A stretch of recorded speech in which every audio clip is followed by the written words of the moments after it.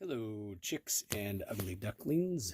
This is Greg Johns with Win Home Inspection Cookville, coming to you from the softest, pinkest cloud in the world. Oh, so soft. No, just kidding. Coming to you from within an attic of a home, and I just want to share two quick concepts with you. So, one, if I hold my camera over here, right, or my phone over this, you see this opening. It's relatively rectangular in shape.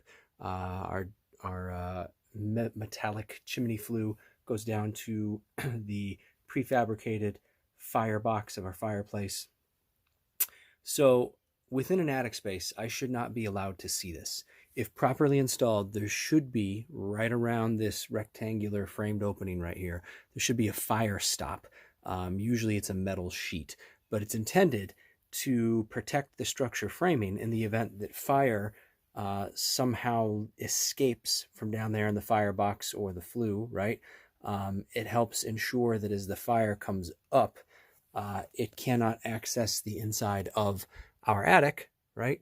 It just gives us a little more time. It's not a guarantee, but it gives us a little more time. So very common for this deficiency to be noted in our region. Definitely something that I cite to be reviewed. Now, the second thing, if we look right there, that is the backside of the finished drywall in the living room. Do you see any insulation there? How about there? How about there? So here's the deal. No insulation. In the winter, the heat from the living room is going to suck right through that drywall and right into the attic, because the attic is going to be much colder, and heat always moves to cold, basic thermodynamics. And so it becomes a huge heat sink, a huge, loss thermal inefficiency.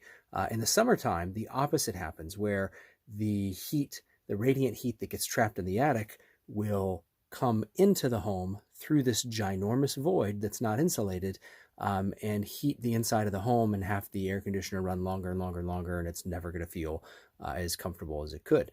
This is attention to detail, or a lack thereof, right? This is somebody that just didn't know what it was they're doing or how they're supposed to do it. But this is a really big opening, right? That perimeter size is rather large for a thermal inefficiency. So we definitely need insulation there. We definitely need a fire stop. We definitely need to remove the combustible insulation from the top of that firebox down there, by the way. There are acceptable clearances for these applications. Direct contact is not an acceptable clearance. So, all right, there we have it. Have a great day, and I will talk with you chicks and ugly ducklings later.